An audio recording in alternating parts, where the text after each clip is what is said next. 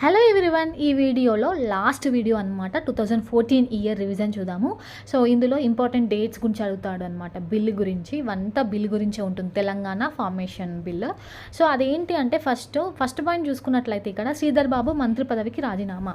So last వీడియోలో చెప్పాను కదా, సో 2013 డిసెంబర్ 31కి అంటే ఈ బిల్లు స్టేట్లో అంటే ఈ అసెంబ్లీ బిల్లుపై డిస్కషన్ చేస్తాము అనే సందర్భంలోనే 2 days బిఫోరే అప్పుడు సీఎం ఎవరు, కిరణ్ కుమార్ రెడ్డి కదా. సో తను ఏం చేశాడంటే, సో శాసనసభ వ్యవహారాల శాఖ మంత్రి ఎవరున్నారు అంటే శ్రీధర్ బాబు ఉన్నారనమాట. సో శ్రీధర్ బాబుని తీసేసి సో ఆ ప్లేస్లో శైలజానాథ్ని పెట్టారనమాట. ఇది లాస్ట్ వీడియోలోనే నేను ఎక్స్ప్లెయిన్ చేశాను.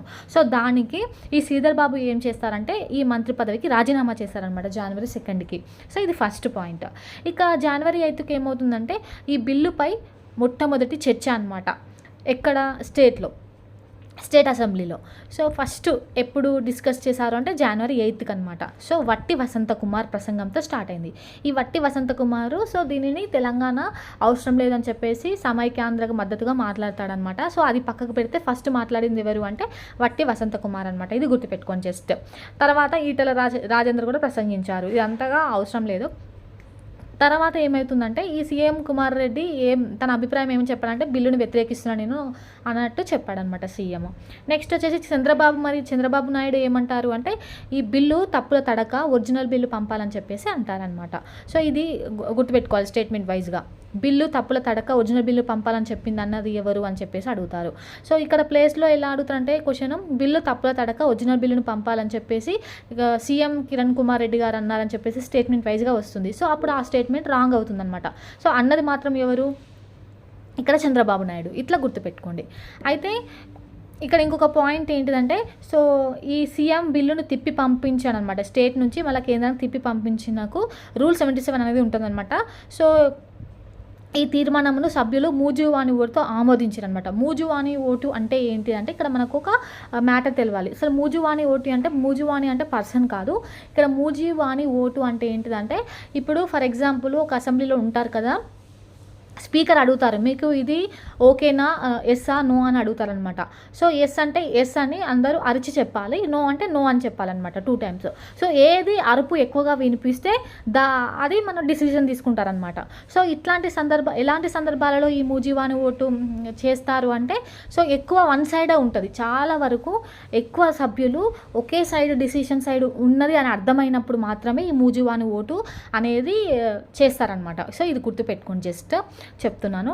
నెక్స్ట్ వచ్చేసి మనకి ఇక్కడ తెలంగాణ బిల్లును కేంద్ర క్యాబినెట్ ఎప్పుడు ఆమోదించింది అంటే February 7కి అనమాట. February 7కి ఆమోదించింది. ఇక నెక్స్ట్ వచ్చేసి February 9కి అనమాట బిల్లు రాష్ట్రపతి వద్దకు చేరిందనమాట. రాష్ట్రపతి వద్దకి చేరింది. నెక్స్ట్ వచ్చేసి ఇది February 9కి. నెక్స్ట్ ఏమవుతుంది అంటే కొన్ని సవరణలు చేస్తారనమాట. సో రాష్ట్రపతికి వద్దకు పోయినాక కొన్ని సవరణలు చేస్తారు. అదేంటి అంటే ఇప్పుడు ఖమ్మం డిస్టిక్లో కొన్ని ఉన్నాయి కదా ముంపు గ్రామాలు, సో అవి ఆంధ్రప్రదేశ్కి బదిలీ చేశారు కదా. అందులో భాగంగా పోలవరం ముంపు గ్రామాల సంఖ్యను 134 తగ్గిస్తూ కొన్ని సవరణలు చేసిందనమాట, చేంజెస్ చేసింది బిల్లులో. నెక్స్ట్ వచ్చేసి చాలా ఇంపార్టెంట్, February 13th బిల్లును లోక్సభలో ప్రవేశపెట్టారు. ఎవరు ప్రవేశపెట్టారు? సుశీల్ కుమార్ షిండే అనమాట.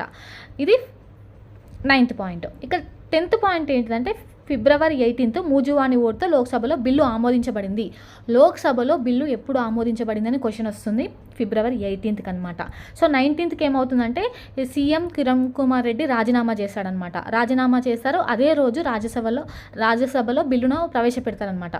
సో బిల్లుని ప్రవేశపెట్టిన డేట్ గుర్తుపెట్టుకోండి, ఆమోదించిన డేట్ కూడా గుర్తుపెట్టుకోండి. February 20కి రాజ్యసభలో బిల్లు ఆమోదించబడుతుంది. February. నెక్స్ట్ వచ్చేసి March 1కి రాష్ట్రపతి సంతకం ఉమ్మడి రాష్ట్రంలో రాష్ట్రపతి పాలన అనమాట. అంటే ఏంటి అంటే రాష్ట్రపతి సంతకంతో ఆ బిల్ అనేది చట్టంగా మారుతుంది. ఎప్పుడు సంతకం పెట్టారు రాష్ట్రపతి అని అడుగుతారు, March 1కి అనమాట.